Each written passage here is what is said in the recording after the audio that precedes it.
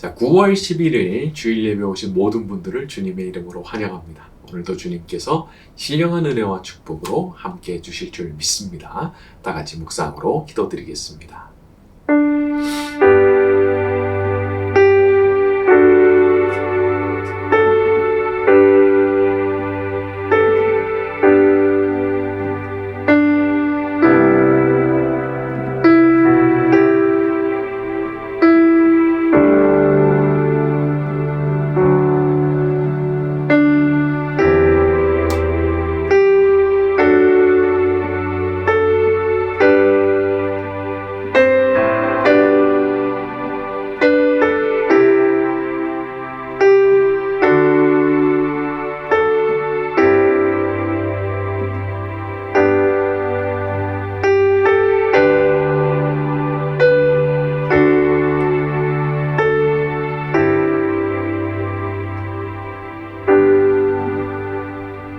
은혜로우신 주님, 이 시간 저희가 주님의 얼굴을 배우고자 이 자리에 함께 모여 있습니다. 이 시간 하늘의 문을 열어주시고 주의 그 거룩한 얼굴빛을 저희에게 비추어 주시옵소서. 은혜로 풍성한 시간이 되기를 간구하오며 예수님의 이름으로 기도드렸습니다. 아멘.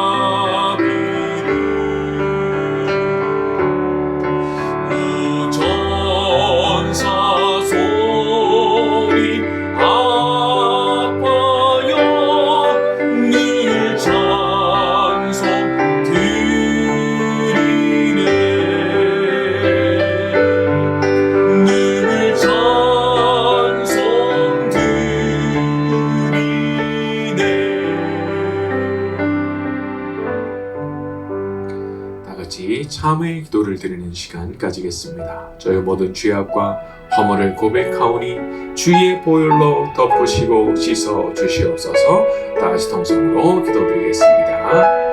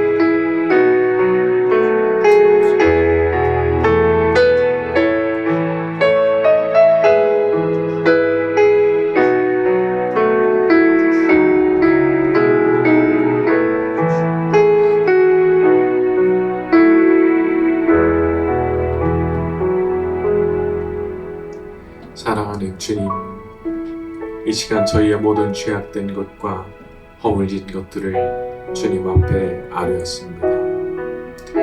저희 자신의 능력으로는 씻을 수가 없는 것들에게 주님 앞에 겸손히 고개를 숙이고 엎드려 싸우며 주 예수님 이 자리 가운데 친히 찾아오셔서 주의 그 거룩한 보혈로 저희를 덮어주시옵시고 그 보혈의 능력으로 말미암아 저희의 모든 더럽혀졌던 것들이 눈과 같이 희어지는 것을 보게 하여 주시옵소서.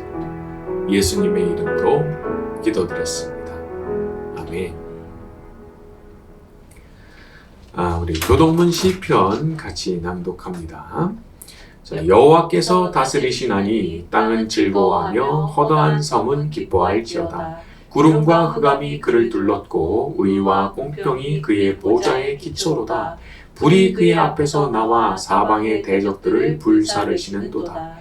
그의 번개가 세계를 비추니 땅이 보고 떨었도다. 산들이 여호와의 앞 곧 온 땅의 주 앞에서 밀랍같이 녹았도다. 하늘이 그의 의를 선포하니 모든 백성이 그의 영광을 보았도다. 여호와여, 시온이 주의 심판을 듣고 기뻐하며 유다의 딸들이 즐거워하였나이다. 여호와여, 주는 온 땅 위에 지존하시고 모든 신들보다 위에 계시니이다.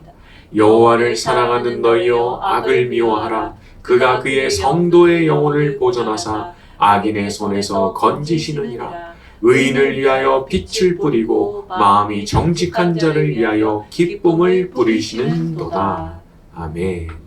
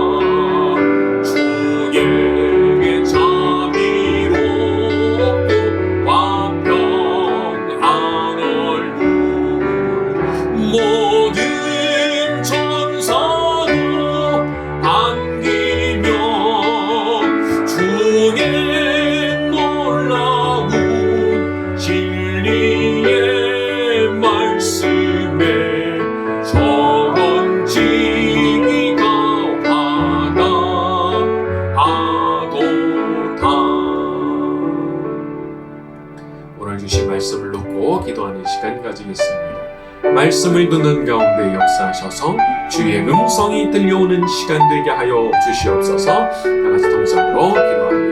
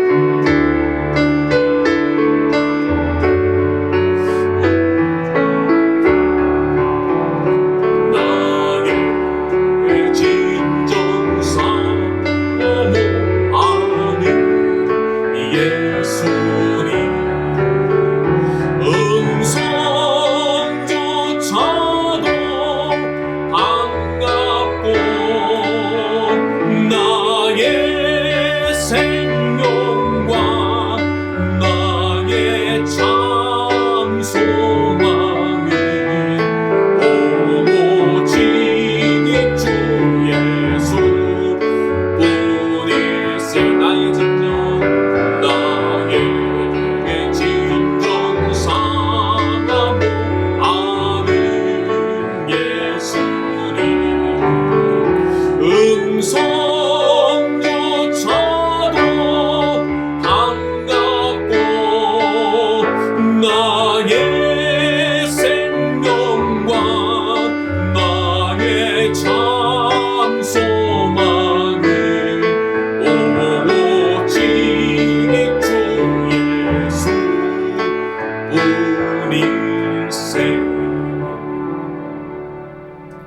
주님의 시간 주의 말씀을 듣기를 원합니다. 저희의 고민하던 모든 문제들이 오늘 말씀을 듣는 가운데 해결되게 하여 주시옵소서. 말씀을 듣다가 질병의 치유가 일어나게 하여 주시옵시고 몸과 마음을 괴롭히던 모든 악한 것들이 떠나가게 하여 주시옵시고 하나님의 성령으로 충만해지는 것을 경험하게 만들어 주시옵소서.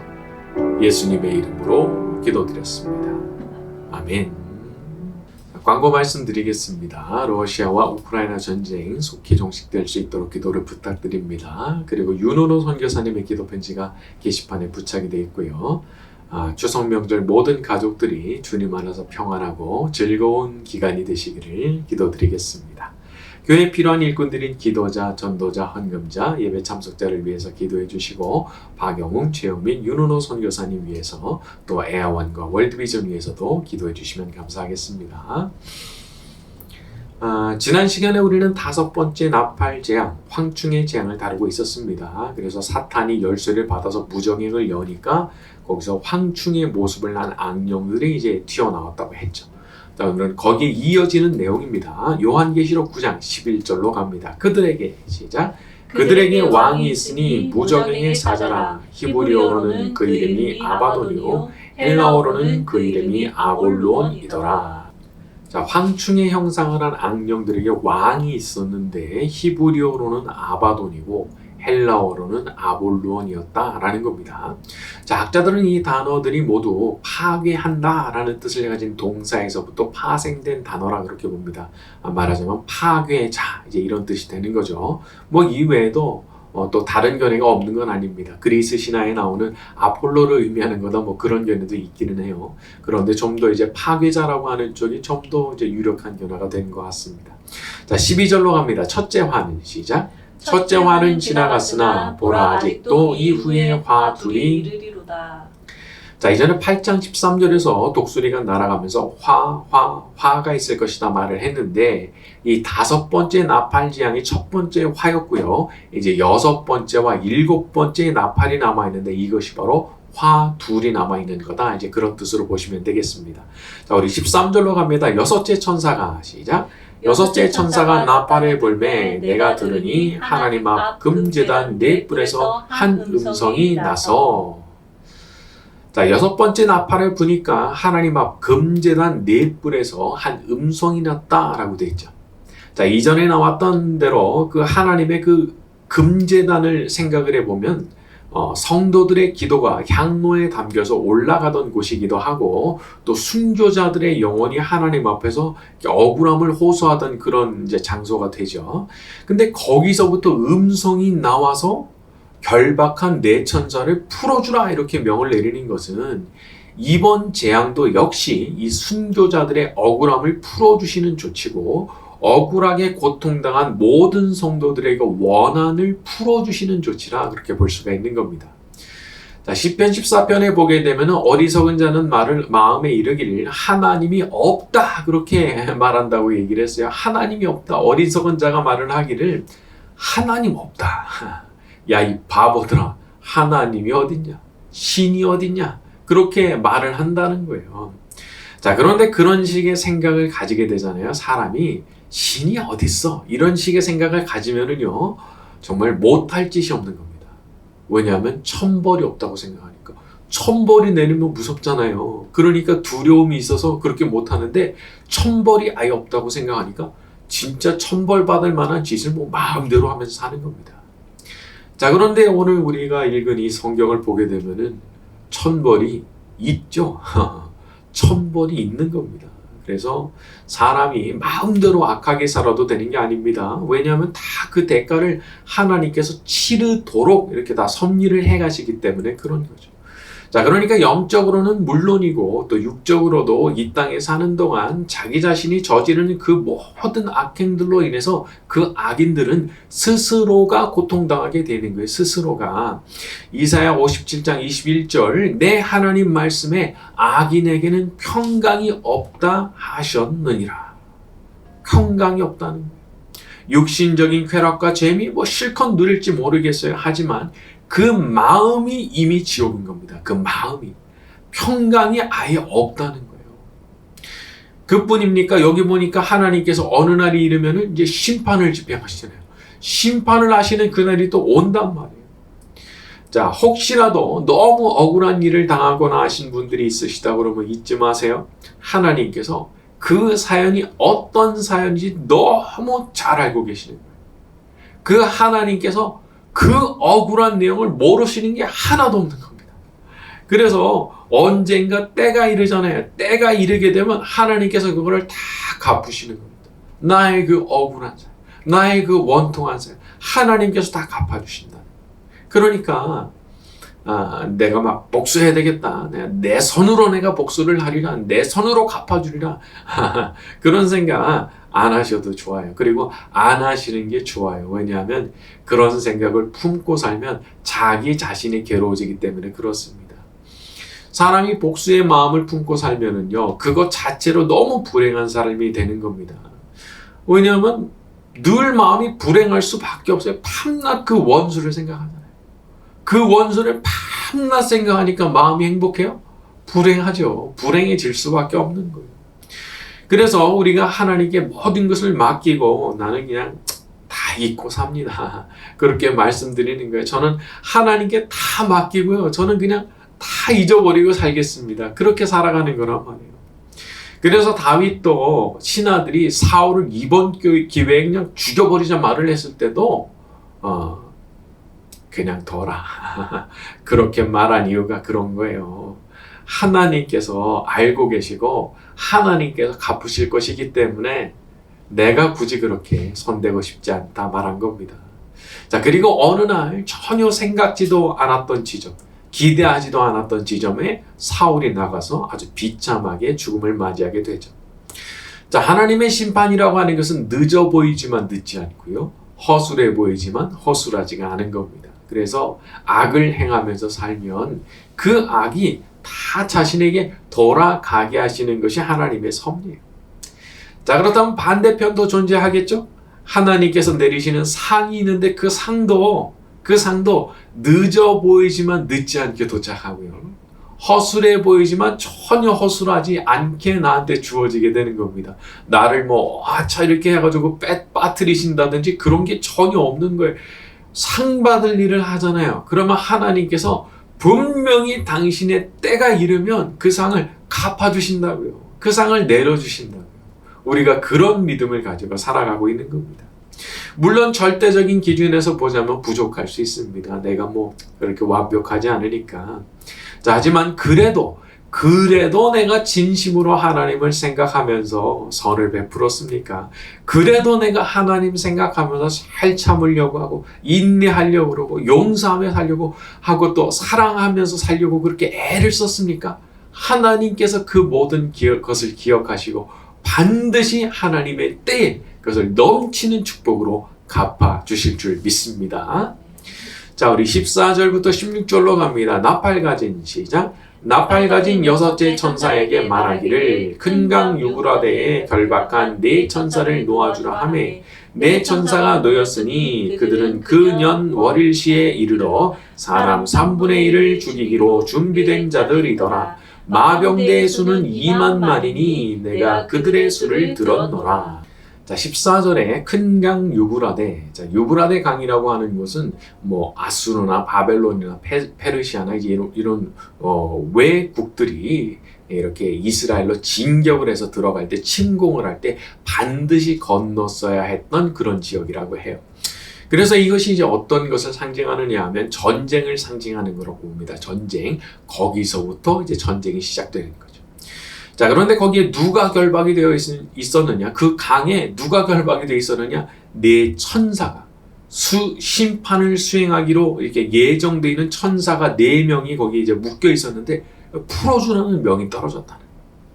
자, 15절에 사람 3분의 1을 죽이기로 준비된 자들이라 이렇게 말하는데, 자, 이것은 이전과 마찬가지로 어떤 제한된 범위 안에서의 심판이라는 것을 알려주는 거라고 봅니다. 자, 하지만 또 생각을 해보면 이거 뭐 엄청난 규모의 심판이죠. 온 세상에 사는 사람의 3분의 1이 죽임을 당한다고 생각해보세요. 엄청난 일인 거잖아요. 자, 신적인 심판이라고 하는 것은 이렇게 인간들이 도모하는 것과는 차원이 다른 겁니다. 차원이 다른 거. 하나님의 심판이라는 거. 또 16절 보면은 마병대가 나와요. 이 마병대는 이 천사가 심판을 수행하기 위해서 동원하는 군대라고 보시면 됩니다. 자, 그런데 숫자가 어떻게 나오느냐 하면 2만만 이렇게 나오죠. 2만만. 자, 이게 어떻게 나오는 숫자냐면 2 곱하기 만 곱하기 만입니다. 2 곱하기 만 곱하기 만. 그러니까 뭐 엄청난 숫자를 표현하기 위해서 이런 숫자가 만들어진 거죠. 요거 지금 아라비아 숫자로 그냥 계산을 해보면 2억입니다. 2억. 지금도 2억의 군대를 가진 그런 나라는 없죠. 그러니까 그 당시로 생각을 해보면 이건 뭐 말이 안 되는 그런 숫자라고 볼 수 있어요. 근데 그런 군대가 동원되면서 이제 재앙이 떨어지게 된다. 그런 뜻이죠. 자, 17절부터 19절로 갑니다. 이 같은 시작. 이 같은 환상 가운데 그 말들과 그 위에 탄 자들을 보니 불빛과 자줏빛과 유황빛 호심경이 있고 또 말들의 머리는 사자머리 같고 그 입에서는 불과 연기와 유황이 나오더라. 이 세 재앙 곧 자기들의 입에서 나오는 불과 연기와 유황으로 말미암아 사람 3분의 1이 죽임을 당하니라. 이 말들의 힘은 입과 꼬리에 있으니 꼬리는 뱀 같고 또 꼬리에 머리가 있어 이것으로 해하더라. 자, 이게 마병대에 대한 묘사가 나오게 되는데 말들의 머리가 사자 같고 입에서는 불과 연기와 유황이 나오고 꼬리는 또 뱀과 같고 꼬리에는 이제 무는 머리가 있었다는 거예요. 이게 물어 뜯는단 말이에요. 자, 이런 묘사들은 이 마병대라는 존재가 사탄적인 특징을 가진 것을 묘사하는 것이라고 봅니다. 이전의 황충의 모습과도 비슷하죠. 황충도 그렇게 기괴한 모습으로 이 세상에 존재하지 않은 그런 아주 흉악한 사탄적인 특징을 가진 모습으로 묘사가 되는데, 여기에 마병대도 마찬가지로 그런 모습으로 묘사가 되고 나와서 사람들을 죽인다는 거예요. 자, 한 가지 조심해야 되는 것은 우리가 여기서 너무 디테일하게 각 부위의 의미를 찾는 것은 좀 불필요한 접근이라는 겁니다. 그거 너무 개개의 특징에 너무 집착을 하게 되면 엉뚱한 소설을 쓰기가 쉽거든요. 그래서 다만 이 전체적인 특징 자체가 아주 사탄적인 특징을 가지고 있는 존재이구나, 이제 그런 정도로만 생각하시고 넘어가시면 될 것 같습니다. 자, 우리 20절과 21절입니다. 이 재앙에 시작. 이 재앙에 죽지 않고 남은 사람들은 손으로 행한 일을 회개하지 아니하고 오히려 여러 귀신과 또는 보거나 듣거나 다니거나 하지 못하는 금, 은, 동과 목석의 우상에게 절하고 또 그 살인과 복술과 음행과 도둑질을 회개하지 아니하더라. 자, 이렇게 재앙을 당한 사람들의 특징적인 모습이 나오는데, 그 재앙 가운데서 죽지 않고 살아남은 사람들이 하는 일이 뭐냐? 20절에 손으로 행한 일을 회개하지 아니하고, 21절에 살인과 복술과 음행과 도둑질을 회개하지 아니하더라. 회개를 안 하는 겁니다. 회개 안 해요. 그렇게 무서운 재앙이 자기들에게 닥치고 옆에 사람들이 그렇게 죽어갔는데도 회개 안 한다는 거예요. 이게 아주 전형적인 모습인 겁니다. 반성 없고 회개 없고 눈물 없는 거예요. 심지어 그런 재앙을 당하고서도 똑같은 거죠. 그러니까 정말 영적으로 변화가 일어나서 정말 하나님의 자녀가 된 사람들한테는 뭐가 있냐면 회개가 있는 겁니다. 완전히 반대 성향이죠. 하나님의 자녀 된 사람들은 제가 잘못했습니다. 저의 잘못을 인정합니다. 그러면서 눈물 흘리는 게 너무 자연스러운 거예요. 이게 아주 너무 특징적인 겁니다. 그러나 그 반대편에 있는 사람들의 특징은 뭐예요? 절대 회개 안 해요. 내가 뭘 잘못했냐고 막 성질을 내는 겁니다. 이를 갈면서. 얼마나 다른지 몰라요. 똑같은 인간인데 너무 달라요. 한 사람은 자기의 잘못을 인정하고 회개하지만 한 사람은 절대 인정하지 않는 겁니다. 자, 그런데 여러분, 이렇게 절대 인정하지 않고 회개하지 않는 태도의 근저에 뭐가 있느냐 하면은 이게 교만이 있는 겁니다. 그러니까 회개하는 사람의 마음속에는 반대로 뭐가 있어요? 겸손이 있는 거예요. 그러니까 겸손이 없으면 회개도 안 되는 거예요. 아주 이게 천국 백성의 너무 중요한 특징입니다. 겸손. 자, 저도 어느 순간부터는요, 내가 뭘 잘못했어? 라고 하는 식의 항변을 잘 못하겠더라고요. 응? 왜냐면 저 자신을 보니까 부끄러운 게 너무 많은 거예요. 그걸 깨닫고 나서 보니까 이제는 내가 뭘 잘못했는데 라는 식의 항변을 못하겠더라고요. 그냥 고개가 그냥 숙여지는 거예요. 함부로 고개 쳐들고 다니지 못하겠는 거예요. 하나님 앞에서도 그렇고 다른 분들 앞에서도 그렇고. 자, 그런데 그렇게 사는 게 참 마음이 아이러니하게도 참 좋습니다. 참 좋아요. 마음에 교만을 품잖아요. 그러면 사람이 마음에 불만이 많아집니다. 불평이 많아지고 원망이 많아지고 다른 사람들에 대해서 비난하고 싶은 마음, 공격하고 싶은 마음이 막 강해져요. 그 왜 그러냐? 그 마음이 교만해지면 그렇더라고요. 마음이 높아지면 그런 성향이 자꾸 생기더라고요. 저 자신을 보니까. 자, 그런데 반대로 마음이 녹아내려가지고 마음이 겸손한 상태가 되잖아요. 그러면 모든 게 감사한 거예요. 그냥 다 감사한 거예요. 내가 무슨 권리 있어요? 내가 그냥 사는 것 자체가 은혜인데, 내가 하나님 앞에서 얼마나 부끄러운 인간인데 살게 해주시는 것 자체가 얼마나 감사한 일인데, 그러니까 오히려 마음에 평안이 있는 거예요. 평안이. 그냥 매 순간이 감사한 거예요. 그래서 성경에서 겸손에 대해서 말씀하고 예수 그리스도의 그 마음을 품으라고, 그 겸손의 마음을 품으라고 그렇게 권면을 하신 겁니다. 제가 보니까요, 이 교만은 지옥이고 겸손은 천국이더라고요. 교만하잖아요. 금세 마음이 지옥이 됩니다. 그렇게 불만사항이 많고, 다 귀찮아요. 귀찮아. 뭐, 이렇게 마음에 드는 것도 없고, 근데 그게 나 자신의 문제더라고요. 나 자신의 문제. 그러나 반대로 마음이 겸손해지면, 어이구, 그 자리가 그냥 바로 천국이 되는 거예요. 바로 그냥 다 고마우니까, 다 감사하니까, 그냥 마음이 천국이 되는 그 비결이 거기에 있는 거더라고요. 항상 겸손한 마음으로만 살아서 이 땅에서도 천국 같은 마음으로 살아가는 저와 여러분이 되기를 예수님의 이름으로 축원합니다. 자, 오늘 말씀 여기까지 하고 찬양 같이 합니다.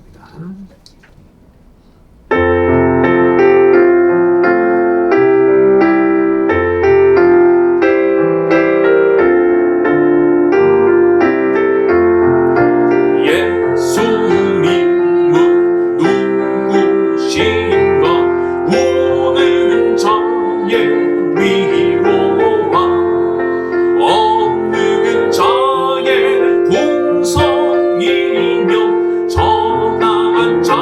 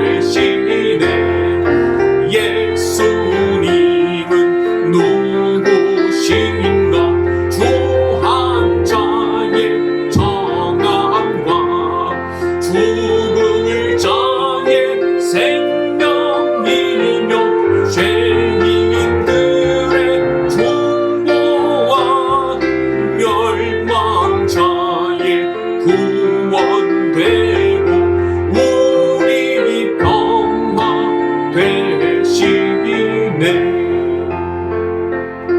말씀을 놓고 기도하는 시간 가지겠습니다. 항상 겸손의 마음으로 살기 원합니다. 주 예수님이시여 제게 오셔서 주님의 마음, 그 겸손의 마음을 부어 주시옵소서. 평생 마음이 천국인 사람으로 살아가기를 원합니다. 주의 마음을 저에게 부어 주시옵소서. 다 같이 동성으로 기도드리겠습니다.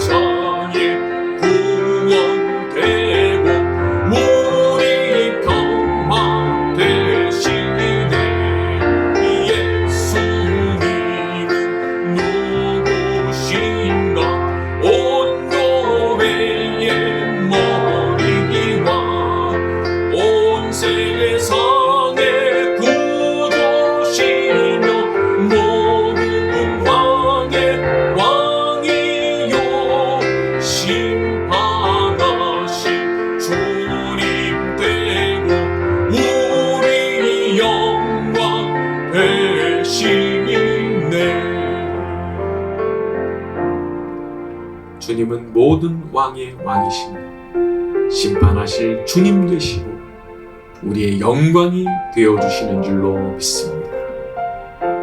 일평생 주님만 따라서 살아가기를 원합니다. 어려움 가운데 낙심하지 않게 하시고 엎드려 기도하는 가운데 새로운 소망이 나타나는 것을 보게 하여 주시옵소서. 주님의 축복이 임하기 원합니다. 주님의 은혜가 임하기 원합니다. 겸손히 나가는 주의 모든 백성들에게 복을 내려 주시옵소서. 이 시간 자신의 마음을 담아 예물을 드리는 분들이 있사오니 기억하여 주시옵시고 하늘의 신령한 복으로 이 땅의 기름진 복으로 말씀에 약속하신 것과 같이 100배의 축복으로 갚아 주시옵소서. 예수님의 이름으로 기도드렸습니다. 아멘. 지금은 우리의 구주가 되시는 예수 그리스도의 은혜와 하나님 아버지의 무궁하신 사랑하심과 오늘도 함께 하시는 성령님의 감화, 감동, 위로, 교통, 충만하심이 이 자리에 모여있는 모든 이들의 머리 위에 지금부터 영원까지 함께 있을지어다. 아멘.